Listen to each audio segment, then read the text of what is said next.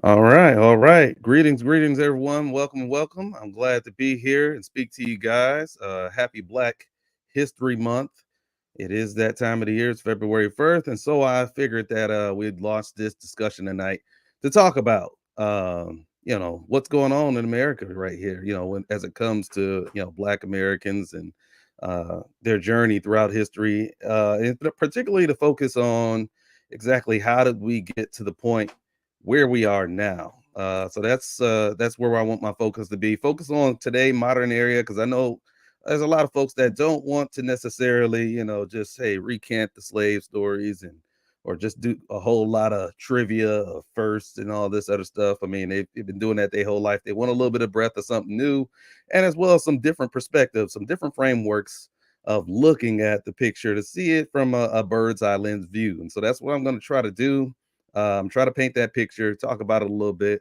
Uh, I don't plan on taking all night and or anything like that, but I do want to just give that general blueprint so that we can have this discussion and then be able to understand a little bit better, how things have progressed, what has been actually going on in this country, and why things are a little bit the way they are now.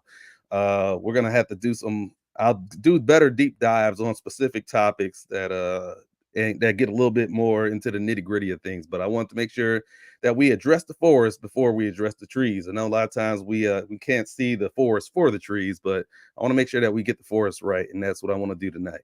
So, with that said, without any further ado, let's go ahead and have this discussion. So, let's go ahead and rewind the clock and go back. We know that the people in Great Britain, right?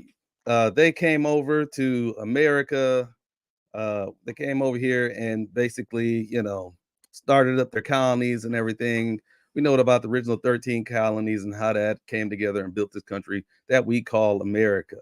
And we know that the slave story and how there was the Atlantic slave trade and all that and so on and so forth. Um, but the one thing that I truly want to focus on is again, how does it relate back to current America? Right now, today in America, we have conversations about cancel culture, wokeism, CRT, police abuse of power and force, a lot of different things that are going on, driving narratives and conversations today. And it seems like we still haven't really reached that promised land that Dr. King dreamed about. I know we had Martin Luther King Day this year. It turned out this year his birthday actually fell on Martin Luther King Day because we only observe his his that day on a Monday, whereas his birthday may fluctuate on different days of the week. But it kind of lined up today, so it's a good year to have to address this topic because Martin Luther King had a vision. He had a vision, a dream for what America might be. He said he may not get there with us, but he has that dream for us. And a lot of people bought into that dream. They agree with it and want to see America get to that. So it's going to require us to also take a similar perspective on how he looked at issues such as love. That was a key part of his message too that a lot of people forget about. And that's I'll dive into that a whole lot later on as well too in future messages. So, but first, where we have to start out is America's story.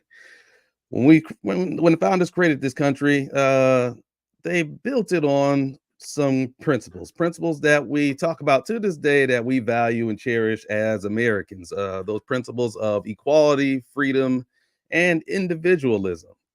All right, the equality that all men are created equal. Right, we all know that phrase. We know that freedom is important to us. I think that was Patrick Henry that said, "Give me liberty or give me death." And then we talk about that American individualism. We hear these words that are thrown around quite a bit, but a lot of times people don't necessarily know what they mean. But the idea of individualism was kind of a unique concept. It was a new concept. Pretty much all the governments up to this point throughout history were not built on individualism. They were more collectivism. All right, so they valued the community more than the individual. So a lot of times, the individuals, sacrificed themselves for the collective whole better good. And there still are a lot of communities and cultures across the world that do observe that, but a lot of Western societies in modern day observe more individual, that the rights of the individual outweigh the rights of the whole. So you get to do what you want to do when you want to do it, how you want to do it, as long as you don't hurt nobody else. And even if it doesn't benefit necessarily the whole family, or the interest of the whole. All right. So that was kind of a new thing that got brought along into that vision of America. But as we all know, as part of the American story, is that we didn't quite live up to that ideal from the beginning, right?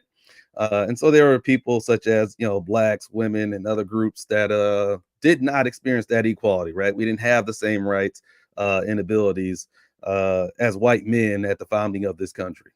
And even the definition of what white meant actually at that time, and over the years actually fluctuated, and who are all included in that. So that's our history. That's all. That's something that we all agree upon was part of our history. And then exactly how you frame the story of how we get to from there all the way to where we are now.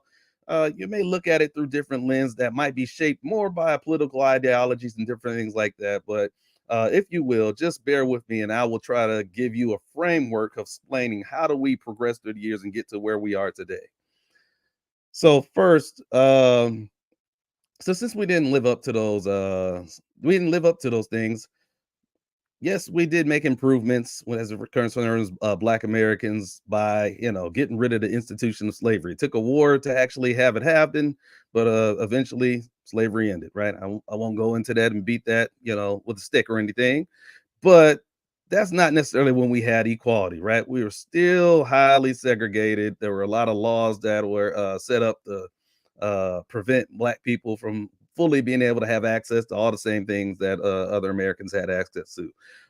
So it really wasn't until the civil rights era came along that blacks started making real progress towards getting closer and closer to being treated as equal free citizens within America, with similar rights to be able to live in the communities they want to live in, and be able to have access to the same type of jobs, the same unions, the same whatever it takes in order for people to build themselves up or pull themselves up by their bootstraps, so to speak, to have a fair shake in America, even to be able to have access to the same schools. So it wasn't until that movement started happening that we started seeing real change. And of course, a lot of people point to the 1960s as a key period in time that a lot of that stuff started happening, right? You got your civil rights acts that were passed, and most people focus on 1964, but there are multiple different acts that happened that came together for that. But also, you had some years, where things happened, such as civil rights leaders being killed, people like Malcolm X, people like Martin Luther King, and stuff, so on and so forth. And so we came out of those 60s, and as we started getting into the 70s, it seems like America may have somewhat turned a little bit of a corner right there, right? How you explain that turning of corner, I would say we entered a new chapter, so to speak, a chapter where people actually gave a real sincere effort towards trying to make things better and striving towards that goal and believing in that dream. Because if you think about it, Martin Luther King, he really didn't have a positive approval rating until after his death. While he was alive, a lot of people thought that Martin Luther King was divisive and, just a troublemaker and all this other stuff, even though he was preaching nonviolent and doing all his marches, just telling folks to love each other. A lot of the criticisms you see of people that are all about racial justice today existed towards Martin Luther King back then.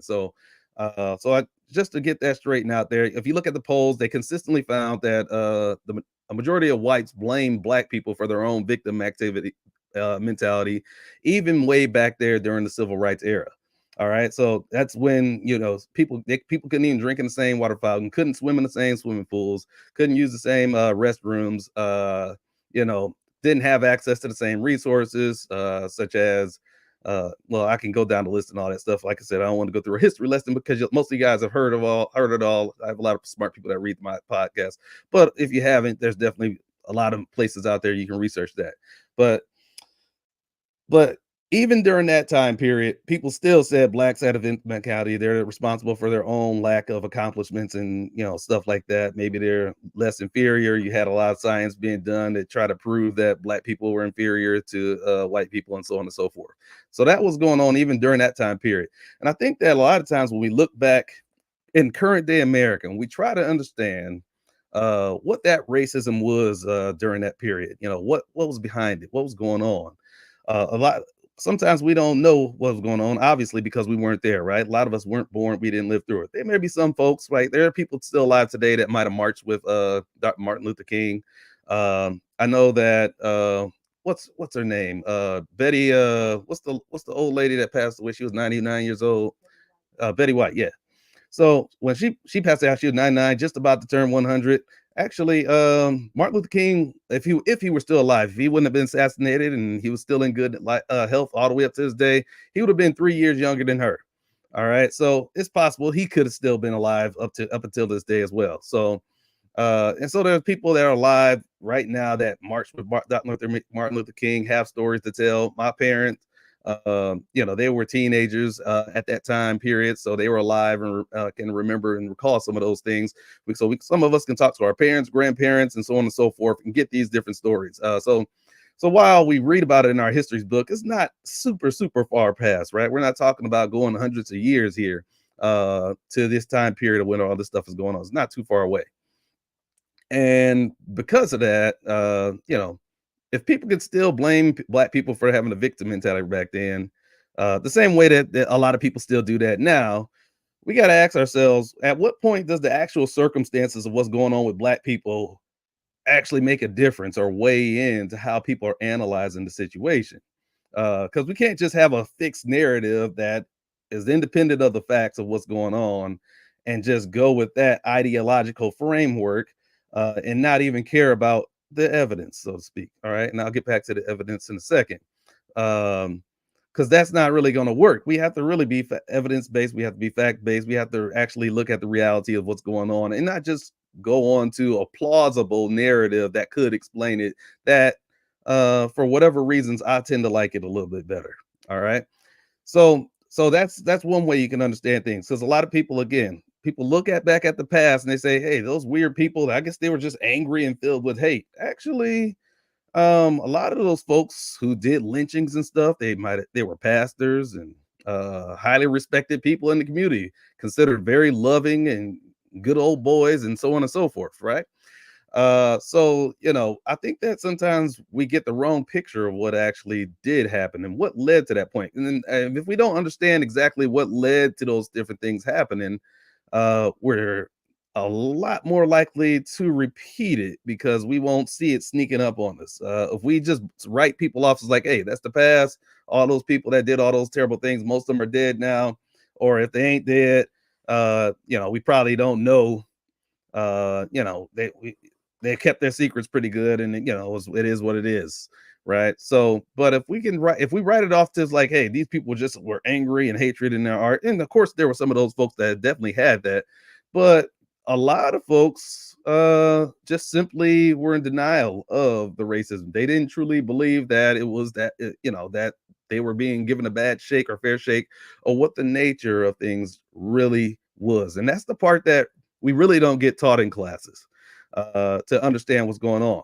There was a denial of the racism. There's if I can't see it, if it ain't in front of my face, then it's not really happening. I was like, of course, America, the country that I love, that gives me the warm feeling, fuzzy feeling when I do the anthem and all that stuff. Of course, we can't be responsible for all that terrible stuff that they're saying. It can't be that America, because America's great. So therefore, I have to look down and look bad and find some fault with the people who are making the accusations. And that's been the narrative that has persisted throughout that civil rights era, and still there's a good part of that persists still to this day, to make people because it is an inconvenient narrative to have to deal with, and so it was inconvenient back then, and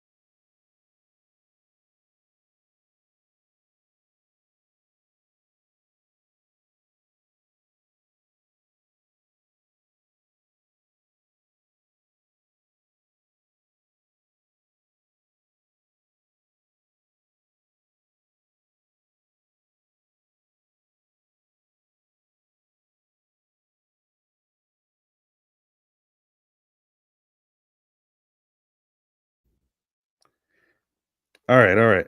My vine's back in. All right, all right, all right. Testing 1 2 1 2. All right, where did I leave off in here? What did I leave off in here? What's the last thing you guys were able to hear? Just curious. All right. It was just about 1 minute ago. Can't hear me. All right. So that's where I saw the comments start coming in. So I'll just assume that it was just the last minute that you guys are missing, and that I can pick up. All right, so I'll pick up at this point. Technology is I'll basically focus on the part. Technology was a key thing that changed things and how people can see things. Because if you have a video camera, you catch stuff on tape, that makes it more real. Whereas the word of a black person never meant much. It never meant much in court. You know, a black person couldn't sue a white person and actually have a chance of winning. Um, and actually, there's a culture that happened over, over the years where black people just simply do not look at courts as a way to solve their issues a lot. Even to this day, we weren't raised by our parents to be like, hey, you go to court and have that dealt with, because there's a lack of faith in that type of system, because we're not used to being able to use that as a way to solve our problems. And so it's just one of those types of things that have to change and evolve over time. And as that's kind of passed down from that. But as technology comes along, you have that videotape, you can see certain things change. So let's say, for example, with the photographs, we have Emmett Till, right? His mother made the key decision to have an open casket, and a picture of him and how bad he was, beat up, face all swollen up and stuff like that when they killed him. That was put on the front of newspapers. And so when America saw that, they were horrified, like, oh my gosh, that's just a little kid. And he was treated this way and everything. This is really what's happening. Well, if you don't have if the news doesn't care about you, if you don't have any evidence like a video camera or photograph, then taking black people's word for it really is not good enough. And that's been the history that black people have to go through. And so you have photographs technology that's able to capture things like that, and it actually move people's hearts to be like, okay, we got to do something about this, we got to change this. You have video cameras, like I said, right? When you see the fire hoses being used on people that are just peacefully protesting, you see they're not sagging pants, they're dressed up in suits, looking good, and they're just doing their things. They're not attacking anybody. When you see that footage, or they're just trying to little kids, little girls trying to get an education in the same schools as white people, but they're being treated this way, that way, bullied. But suddenly there's a video camera of that type of stuff. People get shocked. People get horrified. They're like, "Oh my gosh, this is what's happening for real." What they were saying is literally real. When you can actually catch it on tape, those are things that change people, that move people. It's like, okay, now this is real. So it's not so much that people was necessarily hating black people, but it was more so, that, or more what I'll say is consciously hating black people. Because if you don't believe black people or take their testimony as legitimately real as anybody else's testimony, there is some type of, something inside. Whether you want to use the word hate or some other, there's contempt, whatever word you want to choose for it. There's something that does definitely need to be dealt with there.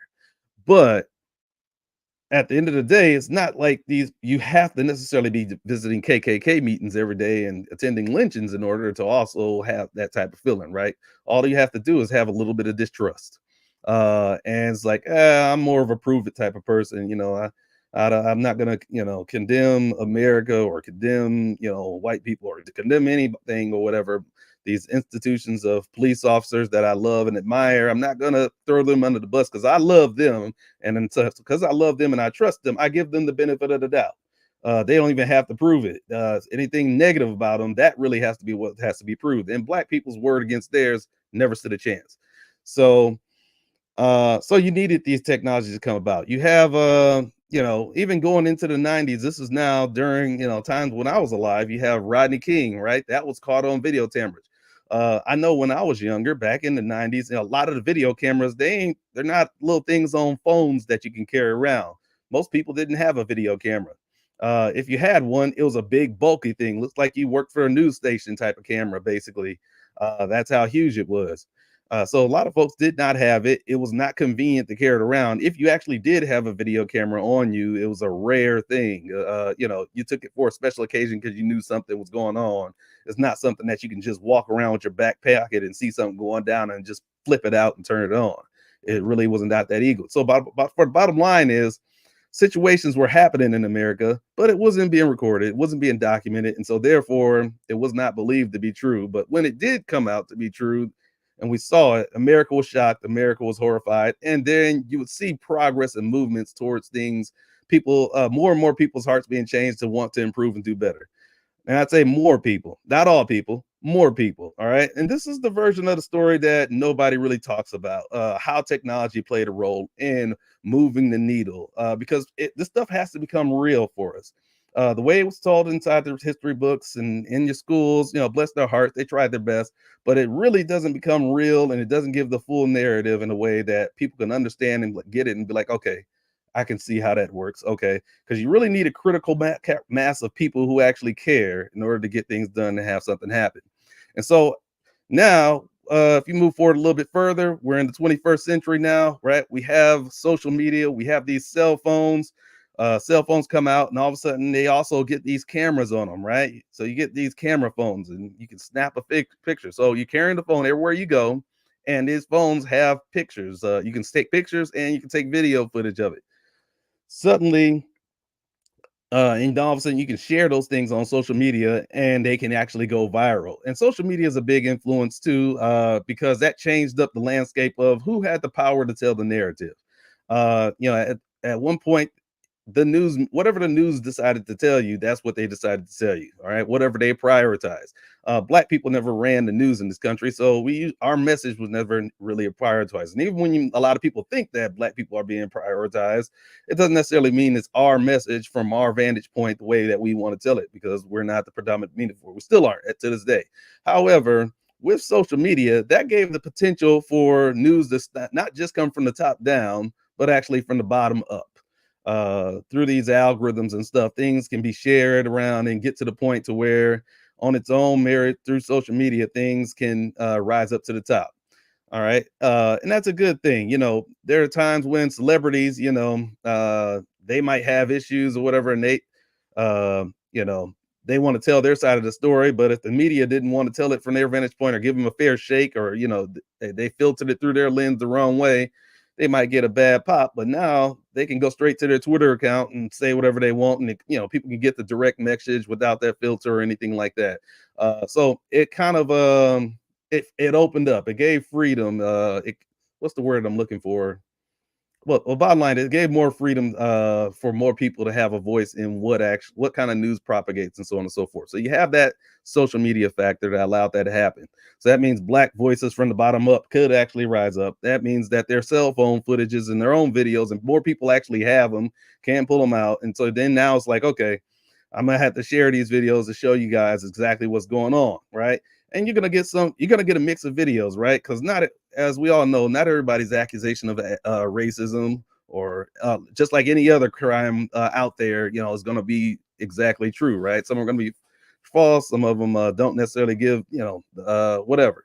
So you're gonna get a mix of things. You're gonna get some situations where, man, the police are screwing up pretty bad, and you're gonna get some stuff where it's like, well, he might have been a little bit rough, but considering the circumstances, it was a dangerous. It might have been, may have been justified at that time, right? So you get that mix of all that other stuff, and there was some progress that are able to be made in certain cases. You got your George Floyd's and stuff like that, right? And we've seen repeated stories where, you can talk about the police narrative and what they told the news and they aired on TV initially might have been one thing, but then all of a sudden this video camera footage comes out and they have to backtrack and, have to apologize. And, you realize that the story that you were originally told was, hogwash and all this other stuff. And that's not something that just happened once. It happens repeatedly over and over. And so, there's pushes for body cameras in order to make sure we document even more of this stuff. Because not everything happens in the front of a car. I think for a while we've had some cameras on police cars, but now we have the technology to put it on people's bodies now. So more and more people, there was a lot of resistance to that initially, but more and more people got on board because it realized like that, hey, you need to have that footage. You need to have that evidence if you want people to be able to believe your word. At the end of the day, it's like, who do you trust? Right? Who are the people that you trust that you think are telling you the truth at the end of the day? And a lot of people don't know who to trust, who will tell them the truth. They're just trying to do their best and they're just going on gut feelings. And a lot of times, our brains are wired with certain biases. The Harvard Implicit Bias Association test. You can go to their website. They can show you some those racial biases that we have. A lot of people are shocked by a lot of the results they have of that, but we have our biases, and they often can give people of color the short end of the stick in those types of situations. So that's where you have the cell phone, social media technology having an influence. Think about the Starbucks man, the black man that was in that store. While the video footage was pretty much at the point where they're really kicking him out, basically at the end of the day. Uh, if it was just a video of them kicking him out, and the man pretty much was, just going to get up and leave or whatever, it wasn't causing a whole lot of trouble and all that. If it had just been that, we probably would have just remembered it as some black guy got kicked out because he was probably causing a problem. We didn't see it on tape, but we'll take the people's word for it because who would just kick a black guy out for nothing, right? But the only reason why everybody believed that he got a bad shake for was because there were a whole bunch of white people inside there that vouched for him, right? They saw what was going on. They were there the whole time. They saw the guy didn't create any problems, and so they were like, "Okay, what are you doing? This is it. This is my time." And they stood up and they advocated for him, and because of that advocacy from the other voices, that's what made people like, "Okay, I believe him now." Because what usually happens if you pay attention to how black people talk during a lot of cases and stories, what they'll do oftentimes is that they'll uh they'll try to emphasize the fact that, hey, in this particular case, this is an honor roll student. This is a person that has no criminal record. This is a person that goes to church or is a pastor, right? All these, they have to emphasize all these good features or whatever to kind of defeat the stereotypical narratives that this just because he's black doesn't mean he's necessarily a thug, that's a gangster trying to cause problems, and all this other stuff. Because it's easy to write off those people's like, hey, if you just be better, then maybe you might get treated better. People assume that it's only the people that are behaving bad that earn that type of criticism that are getting that type of treatment. But if you look at it, you don't get 90 percent of black people pretty much all on the same page. Only including the people that are being bad and messing up. Even the good folks, the folks that we all that are pastors and hardworking people of society and so on and so forth, they agree with it too. I'll even bring up Tim Scott, Representative Tim Scott, Republican senator from the state of South Carolina. He was actually one of the presidential candidates, but he told a story that was in I think 2016, I believe that was when Philando Castile and Austin Sterling, those situations broke out, and then you had the violence that broke out in Dallas as well with the police and stuff. So during that time when things getting out of control, you even got Michael Jordan to say something. He didn't never say anything about anything political, but you have but this is where Tim Scott finally spoke up, and he actually admitted that even since he's been a politician, someone of high esteem in society, since that moment he actually went through three different cases where he experienced racism uh in his life. And he's the same one that gave the response to the State of the Union address, uh try by saying, that the America's not a racist country at the same time and stuff too, and all this other stuff too. So you have to realize that black people at all levels, the top and the bottom, are selling you the same story. And so if it was just the people at the bottom saying it, that'd be one thing. All right. But if you see other folks that are saying it as well too, that should be enough of a clue to pay a little bit more attention that maybe there's something that might be to it. But it requires empathy to do that.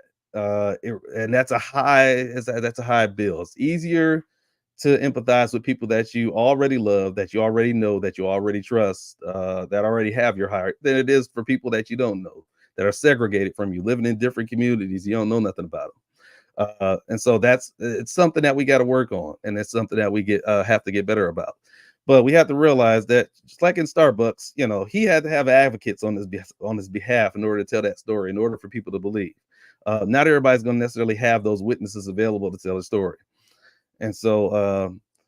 But at the end of the day, there became some diminishing rewards on the technology. Okay. So, as the technology start flooding in, people start seeing all these videos shared around. People just start either distrusting them altogether, it's like, or it's just people just fell into their camps. It really doesn't matter what the evidence is. You can bring up your stats. I think at the end of the day, some people just feel the way they feel. They trust who they trust. They love who they love, and it ends up being where we is. And so we're at this stalemate here. Um, which brings me to the next thing I want to talk about, which is cancel culture. Cancel culture has been something that we've been talking about uh, in modern history, at least in the 21st century. That's been a common term. But there's been other terms we've talked about. You can take, for example, political correctness and different things like that. Where you have to speak certain ways, and otherwise, folks are going to attack you and all this other stuff. Uh, but the idea of canceling is, really that is not just that you get shouted down as well. I mean, that is part of it too, that you get, shouted down, called all types of names, that the various different isms and stuff like that for your different beliefs. Uh, because that's your reputation at hand. Reputation can impact how well you can get a job and move around and things like that. So it does have a cost. But also people try to take people jobs, right? They try to tell your boss on you and say, hey, you should fire this person because they made this post on social media and stuff. So I think the internet kind of made it to where you have groups of people that can share far and wide easily and collectively kind of get on somebody and get rid of them. And so that's where it became more of a term. But at the end of the day, the basic concept of canceling people out for their beliefs is not something new. It's not something that just started in the 21st century. It's something that's been here since the beginning of time. We just didn't use the word cancel culture for it. So, like, if you're a person of color and I don't know, let's say you were accused of whistling at a white woman. You can get canceled by literally having your life taken, being lynched or something like that, right? When you talk about homosexuals who are being stuck in a closet, right? That's a type of cancel culture too, that you can't be your true authentic self out there on the streets because that if you do, there's going to be some consequences, some severe ones, ridicule, shame, and all this other different things that go with it. You can't have if you want to have an interracial relationship, there's cancel culture associated with that. I think Black people have always known that we can't just go to work, especially if we work around a whole bunch of a company that's owned by white people, and we have a whole bunch of white employees, that all of our views and beliefs, and even if we have concerns of racism that are actively going on, we have to think twice about it, even if we want to actually talk about it and say it, because if we do, we'll end up looking like that guy that's causing trouble and all this other stuff. We might get canceled and get fired basically by just for being difficult or something like that. So there's been a lot of minority groups have always dealt with cancel culture throughout history, which brings us back to where I said the pivot point was. We have the civil rights era. Civil right After the civil rights, whatever, once we pass up the 60s, start getting into the 70s and moving forward after that, we have a first pivot point in America where those is not just the minority groups that can be canceled suddenly. Uh, for their beliefs and openly having these freedoms of their opinions and equality and individual and all that stuff. That's when things change to where white people could also get canceled too for being racist, actually. So it was like, hey, we're gonna go. We went from one extreme, and now we're gonna be open minded to the other side. That there were white men who were losing jobs for things that they were saying they were racist, right? And so on and so forth. There were consequences that are being paid to people, and so therefore there was a flip. And this was something that it wasn't that all of a sudden that black people stood up and said, hey, I'm deciding that in the 70s going forward that we're going to cancel white people. Black people didn't have that power. They never had that power. It's always up to white Americans, because that's where the bulk of the power is. That's why things were structured the way it has been through the majority of the history of the country, right? And so we're only talking about the last 50, 60 years or so, where things have been a little bit different. But it was a decision that white Americans decided that, hey, we're gonna look at ourselves and, like, you know what? We started seeing this video camera footage. we're going to turn things around. We're going to try to change the new leaf. I hear this Martin Luther King guy. He had a vision and a dream, and let's try to move towards it. And I think one way we can move towards it is if we start canceling some of our own people that get out of line and step in the way of us trying to move towards this freedom. Cool, dandy. That's what ends up happening. So this is where it first reverses the other way, and once it starts reversing the other way and building up, that's where suddenly cancel culture start coming in because different people start being canceled. Sometimes when certain people notice that hey, I can be canceled, that's when they notice it starts being real and it seems like something new. But again, it's been there for all people. It's just like hey, it just started hitting home to me too. So we have to realize that about us, about our where these things come from and how we got to where we are. Now, with that ability to cancel people and all that other stuff, right? There's responsibility that's supposed to be there too, right? Because there's a lot of folks who will like to use that, especially in politics, to cancel their opponents, right? If I can make you guilt by association with racism or sexism or homophobia or any other ism that's out there, any type of bigotry, um, you know, I can cancel you and I can score points against you, win elections, or get you put out of politics so I can win more races, so on and so forth. And so, unfortunately, a lot of the black cause is hijacked by people who are playing their own agenda in games, whether they're using legitimate claims for racism or not. You know, they move certain stories to the top of the media for us to debate. Sometimes the cases are good examples of racism. Sometimes they're terrible examples of racism because they really aren't racism at all. But regardless of what it is, based on what your ideological beliefs are, you're going to cling to, the cases that best serve your ideological blueprint. If you find one, I don't know, juicy smooth, just not juicy smooth, but Jussie Smollett, whatever how you pronounce his name, find one case of a guy that makes up a lie about racism, right? False accusation about that. Some people will hold on to that for their dear life. And so now, yes, I have that one case in my back pocket. So now, anytime another black person says something, I don't have to believe them, right? Or, some people do that with false rape accusations. Yes, I found this one lady who made up a false rape or accusation or something, and I'm going to use that and put it in my back pocket so that anytime somebody else makes an accusation, I'm just going to deny it. I don't have to listen to it now because a lot of us have lazy brain. We don't want to individually give every individual case or accusation a fair shake. We just don't want to think that hard about it. Sometimes we're just not as educated about these things as we need to be. And we don't want to do the work that it takes to get there.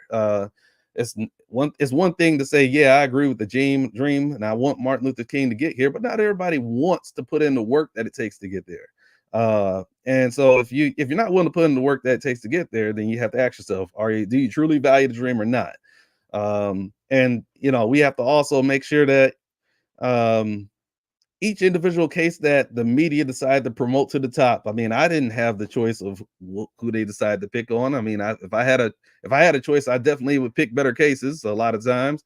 But we at the end of the day, whatever the media chooses to pull to the front, black people usually don't have control of it. They usually end up they see it as an opportunity where it's at the conversation, so they feel like they oftentimes they have to go behind it and go, and push it.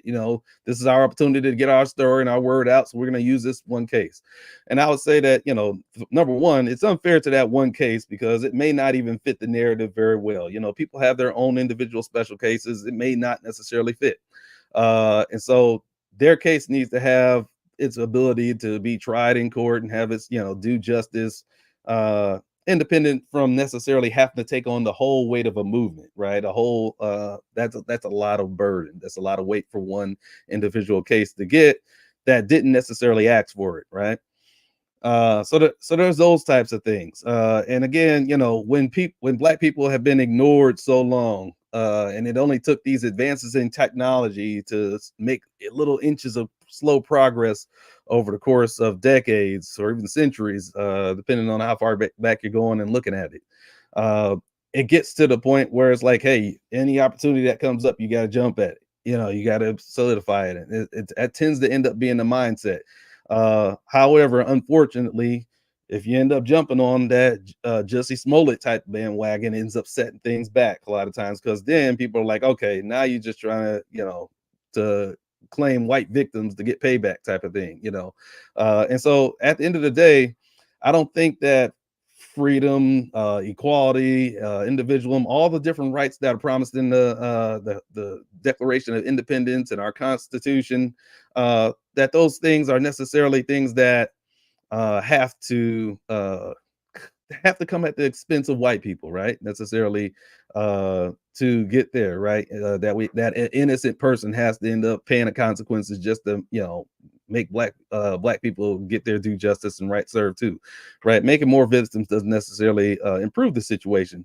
So we have to also be cognizant of the whole dynamic of what's actually going on there, so we give folks a fair shake. There are true things that black people are dealing with. True unfairness, two things that still need to be worked out and dealt with. But there's also progress that's being made too. So we have to take that all hand in hand too, and take the good with the bad, uh and deal with that as it is. So but that's what cancel culture is, and how it's been affecting people over the course of not just this recent era, but over the decades.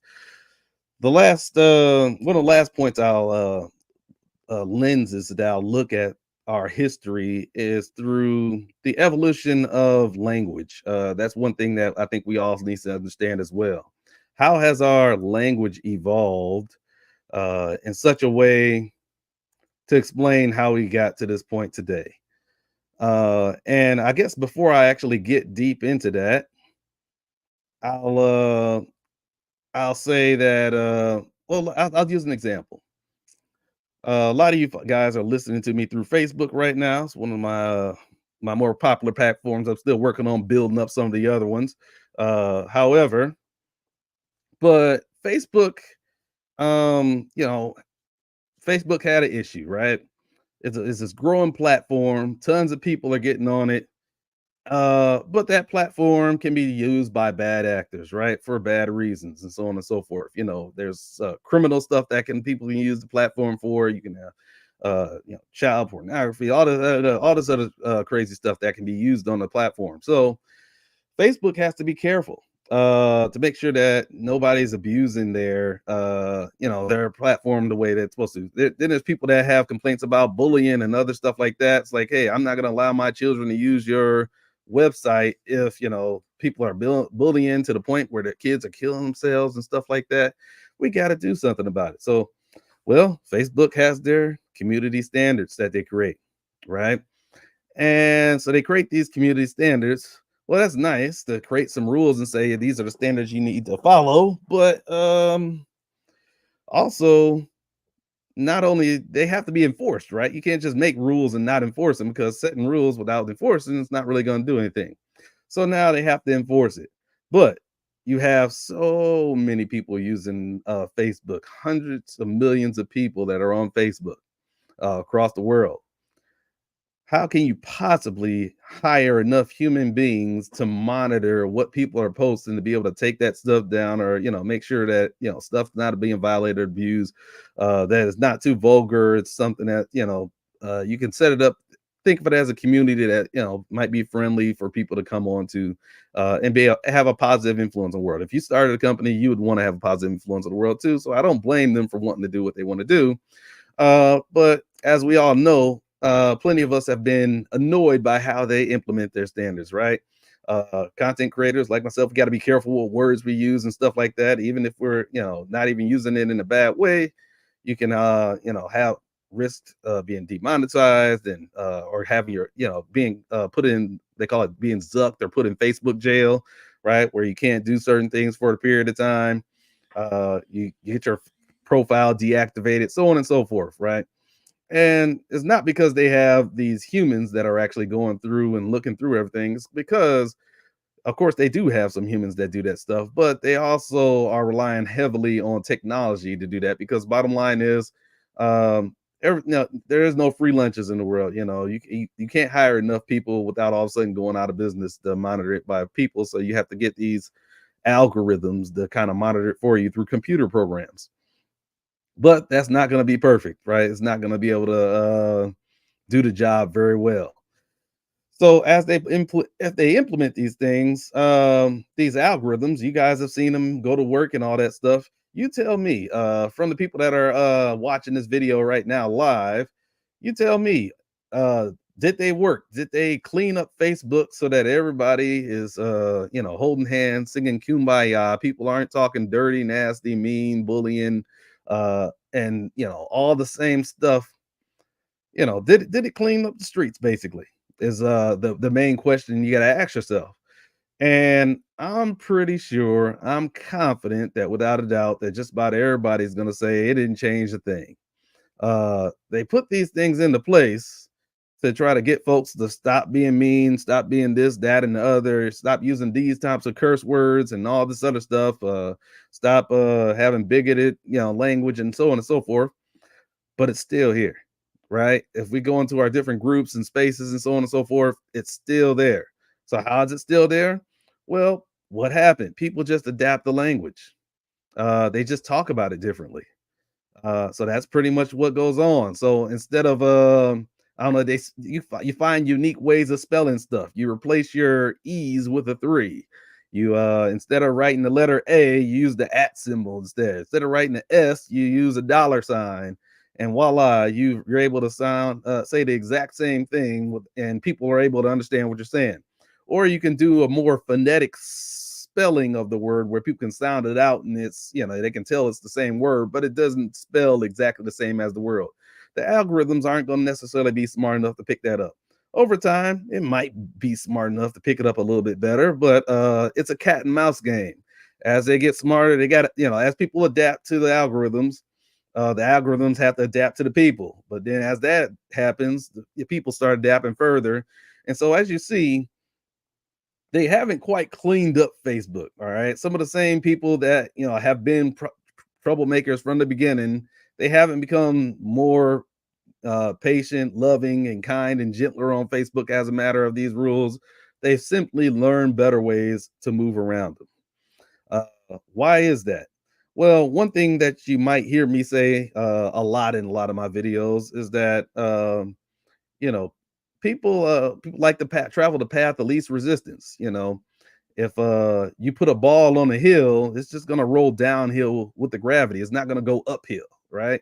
um, if you have some water traveling downstream, it's just going to follow with that stream. It's not going to just jump the bank for no reason and go some extra difficult path. um, and that's how nature works. That's how people work too. And so which one's easier to do? You have to ask yourself, is it easier for me to remain the same person that I am, but just type my stuff a little bit differently? Or, in other words, be able to be a better at hiding it so I don't suffer consequences? Or is it easier for me to uh, actually do the work on myself to improve myself to be a better person so that I show up better in these spaces, and that Facebook community just improves simply because people are just better people? Uh, Unfortunately, the easier one is the first option, right? So people aren't necessarily improving themselves. They're showing up as the same person, and they're using the same type of language, the same type of, cursing folks out, going back and forth, yada, yada. You know how that goes. So, and that's just the simple nature of what we're dealing with here. So we have to, be honest with ourselves about that, and then we have to understand how that works. But I'd use that example because that's a type of evolution. That's something that we've seen people do in a short period of time, and so we can recognize it when we see it. A lot, when I use the word evolution, you can think back to your biology class. They talk about things that are happening over hundreds of thousands of millions of years, right? In order for the things to evolve so that the species change even their whole entire look and stuff like that. Of course, things can happen in a shorter. We bred dogs over the course of just hundreds of years to look vastly different through our artificial selection with our breeding and so on and so forth. So we see that there's big changes that can happen on a short if we do it in a very intentional way with our breeding practices. But still, at the same, and there's even you can see old pictures from like 100 or so years ago of some fruits and vegetables, and they look totally different to the stuff that you see in the supermarket today. So we can tell that there's something to a little bit of the evolution that we go in there. This we've seen DDT be used on mosquito populations, and then suddenly the whole population that's left behind are the ones that are resistant to it, right? Or moths that were white versus black. All of a sudden, if you have a whole bunch of soot on all the trees covered in black, the white moths stick out and they're easily prey, and so all of a sudden that part of the population is decimated because they don't have the good survival traits as the environmental change. And so all of a sudden you can see an evolution happen those ways. There's little things that we see on small scales and big scales. These are how things evolve. All right. But what happened with Facebook and how people evolved and or adapted to the circumstances happened in a short span, long enough for us to see in our lifetime when we realize it's happening. And so we have to look at those things in order to understand things that happened over longer times. Because what happened with the black community, it didn't just happen in over the course of maybe 5 years or 10 years, like what happens on Facebook, something that we can really talk about. I think a lot of even in the progress in with LGBT rights, that happened a lot quicker too, maybe over the last 20 years or so. So there's a lot of progress that's happened in a very shorter time span with that community. And so a lot of us are who are here my age and older, we all know how that evolution kind of happened over that, so we can actually track that story a lot better. When it comes to the story about black Americans, a lot of us can't track it quite the same way because if you're born in maybe the 80s or something, then or even in the 70s, you didn't live during the civil rights era, right? You didn't see a lot of the stuff, so you don't know how it transitioned. How did things go from where people just openly talked about racism and just said, could easily say that I hate black people, or right there openly on the street and have no consequences, everything be just fine. And then suddenly the rules change to where that's not okay and you could be canceled for it, right? Think the same thing as Facebook enforcing the algorithms to shut down your profile or not be allow you to be able to do anything for several days. So in other words, you get canceled, you get shut down uh overnight almost suddenly by doing some of the same behavior. What do you think is going to happen with these people? And the answer is the same.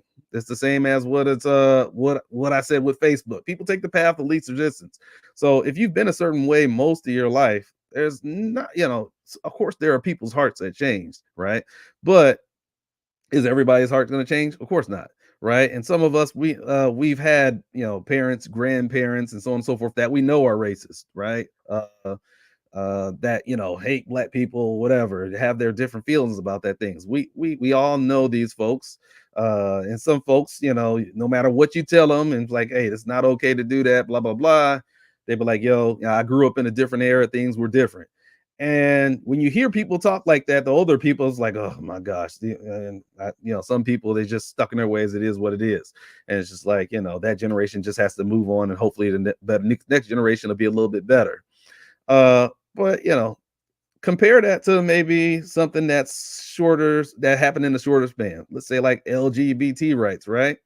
When somebody comes to you, let's say in your childhood, you used to use the F word, the three-letter F word, against gay people a whole lot when you were younger, just because that was just widely used. People did it with no problem whatsoever and didn't care, no concern.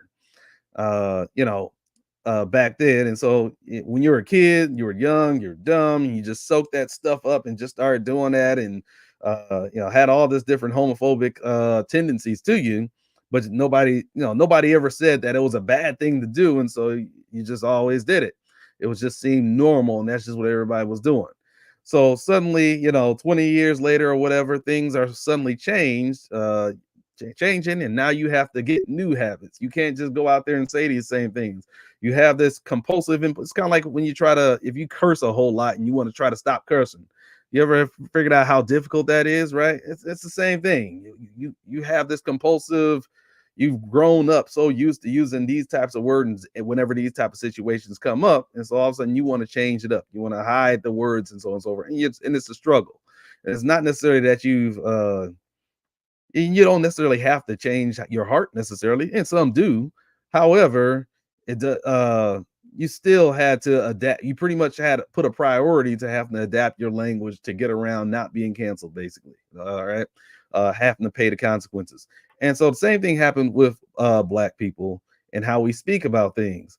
Instead of directly talking about race and saying that directly calling your race what it is and speaking that way, people found ways of massaging it. I'm okay. Martin Luther King says, not because of the color of your skin, right? It's supposed to be a content kind of your character. I think people focus more on just the color, not to make sure it's not the color of your skin.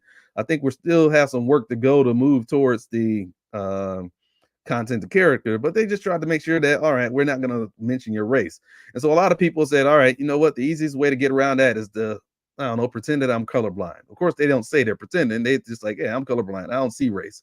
I don't see your color. Because if I don't see your color, then hey, I can't be racist. Because if I never bring up your race and I would never say it, then I can't be canceled.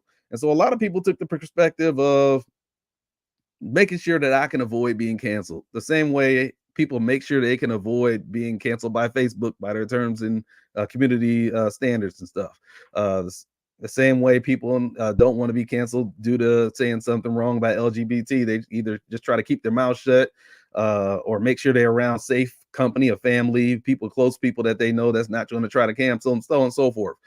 People do it's nothing different. It's the same exact thing that happened with black people back then. Like you know what? We're just not going to mention race anymore. We're not going to mention black people. We're not going to mention white people. And actually, whoever ends up mentioning race first, matter of fact, we're just going to call them the racists, right? And there's a difference between just trying to avoid falling for the cancel culture, because remember, the cancel culture was just invented as a tool. Um, you know, well, post 70s, right? That change, I would say, with civil rights and stuff. It was just a tool to try to get us back on the right track that was invented, that white people said, hey, this is what we're gonna do, and then we're gonna try to change our ways. And I think that this is a useful tool to get there. All right. Whether it's effective or not, you can be make your own opinion on whether that was. And of course, there are people that abused it and take advantage of it for their own personal interest. But at the end of the day, it's a tool. It wasn't really the goal. And I think most people put their eyes they lost their eyes from focusing on the prize, and instead it's just like self-preservation. What can I do to avoid being canceled? As opposed to what can I do to be a better human being, to love my fellow brethren more, to understand them better, to empathize with them, right? And this is why I talk about getting back to the true Martin Luther King story about he talked about love quite a bit. That was his message. He was a preacher, uh, and he cared about love immensely, loving your brother and your sister. And so I could talk about that a whole lot more in the future, but that aspect of his message is downsized, and we try to minimize this message to just that one sentence at the end of his James speech, where you treat people by the not by the color of their skin, but the content of the character. But we don't even focus on the content of the character part. It's like, hey, just make sure we don't talk about the color of skin. We can't be canceled if we do that, and I just focus on that one part, and we're good to go. And that, if you understand that aspect of things, you understand why we are where we are today. You understand what a lot of people call colorblind racism, where there's people that just want to say, as long as I don't say that I'm racist, as long as I don't make it explicit that I'm pulling you over because you're black, or I distrust you because you're black. I mean, you can have the habits of only everybody you distrust be black, and everybody you don't distrust be black. But as long as you don't say that that's the reason, if you have some other alternative excuse, you're good to go. You're not going to be able to be convicted in any court or whatever, and so on and so forth. And so I think that a lot of times we take the path of least resistance in order to be able to get by, survive, and self-preservation is usually the ultimate goal. But we have to look within ourselves to try to do the work that needs to be done, so that we're like, okay, are we truly loving our brother and sister to get to the true level that we need to get to? Um, I made a video, and I'll probably repost it right after I post this. When I made it during the pandemic in 2016, it talked about a key idea of the benefit of the doubt, right? And it talked about how, I mean, in the light of not it was in 2020, in light of Black Lives Matters and all that other stuff going on, it talked about how certain people, black people often don't get the benefit of the doubt. We have to prove that, when we're a lot of times when we get stopped and everything, we often have to prove that we deserve to be here, that we're supposed to be here, that you have to show your paper, so to speak. A lot of times, instead of getting the benefit of the doubt, if a situation go wide, there's certain people that get benefit out. If the police get the benefit of the doubt, they're doing the job right, right? Um, but if a black person tells a story about it, there's no benefit of the doubt that goes there the same way. If a Tea Party rally, if they have some people that show up with some Nazi flags and stuff in the crowd, in general, there's a lot of folks that will give those Tea Partiers the benefit of the doubt that they're not racist, even though you see those, people that are sprinkled amongst them.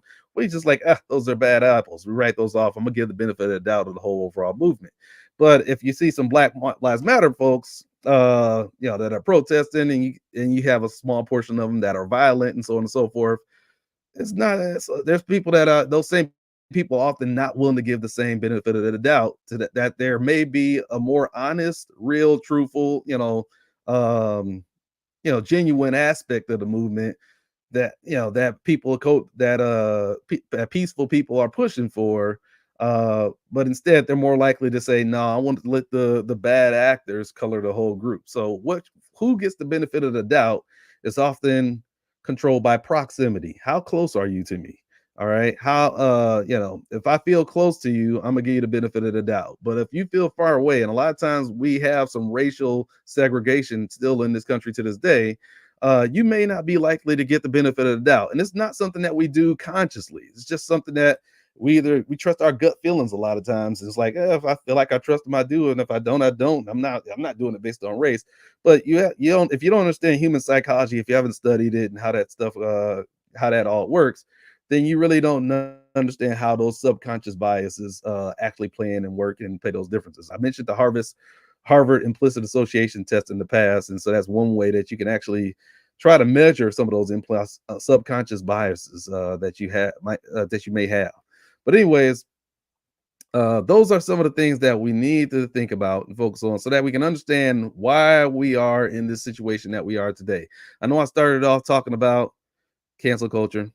We talked about woke and stuff like that, right? What does it mean to be woke? And I haven't really gotten into that. And CRT, where does that all come into it? Why was that useful? Was it a movement? We'll get to all these things throughout the month. So this isn't the first conversation, but I wanted to lay the groundwork, how the evolution of our language works, how technology works, to influence things, cancel culture, the principles that we are founded upon, and how that lays a blueprint. There's one more last thing I'll end up saying, and then I'll start closing this thing off. That big picture of how America was founded on equality, freedom, and individualism. We didn't live up to that initially. We started trying to make some progress towards it around the civil rights area, and we did make some progress, but we're still struggling as people to get to where we need to be, and have the harmony and that we envision and live up to Dr. Green's dream. One thing that also happened, especially in particular with our politics, is that um, as we moved from let's see. I talked about individualism and collectivism. While we wanted to have the benefit of being able to say in name that we are American individualism, and because some people did have individualism if you were of a certain demographic, but not we didn't do it across the board, right? So we were still collectivists to a certain extent, while being able to say that we had a true individualism. Well, what happened is post 70s, we started actually having more and more people move towards true individualism. More people start pushing towards that. More people coming out of closets. More people, women dyeing their hairs, all these weird colors that you're not used to seeing them doing, and all this other stuff. This true freedom of expression. People are able to do stuff and make bad decisions good decisions, stuff that's stuff that you don't agree with, but what we all call freedom, right?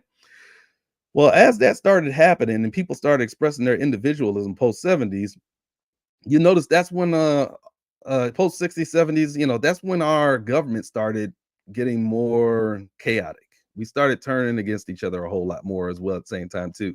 Whereas both parties might have worked together, they might have been friends with each other, Democrats, Republicans, and all that stuff throughout history. They got along and get things through for good. We could go deeper into that narrative, but the filibuster was rarely used, and the only time it was used was when for racial reasons initially, to prevent racial legislation from passes, right? So in other words, as we move closer to true individualism, that's when we started having these gridlock things increase more in our politics. That's when all of a sudden then the Civil Rights Act passed and people started switching parties. The Dixie crack part of the Democrat Party, they moved. A lot of them moved and became Republicans, and so on and so forth. You got a lot of stuff that started happening there, and because of that, we've started having more feistier politics. The politicians don't even they don't go to lunch together and be buddy friend with each other across the aisle anymore. There's a lot more gridlock. There's intentional, trying to shut down the government and use that as leverage just to get to extort legislation from the minority. We don't have good faith in one another. There's been a lot of chaos, disorganization, and collapse that's going along with our movement towards individualism. And part of the problem is that we were sold an idea that individualism is good. And then when we actually held the people that said, hey, individualism is good and America's supposed to be great because of American individualism, we held them to the fire and made them live up to that. And they saw that people actually did things that they didn't want to do. Some of these people just didn't like it. It's like they didn't think that they'd be. It's like, well, I mean, I wanted people to be free to do what they want to do, but dang, I didn't think you would actually do it. I didn't think you'd be crazy enough to actually be a homosexual, right? I didn't think you'd be crazy enough to actually get in these interracial relationships. I didn't think you'd be crazy enough to actually become an independent woman or something and not need a man in your life. I didn't think you were crazy enough to actually believe in all these woke things or whatever. And so there's a lot of folks that, while they like to be able to stand under the banner of equality, freedom, and individualism, they don't like it. It grosses them out. It makes them feel some type of way, and it creates a lot of discord and disharmony. And that's why you see the chaotic things that are actually going on in our politics, the obstruction, the radical things that are going on. It's causing people to act to a much radical degree.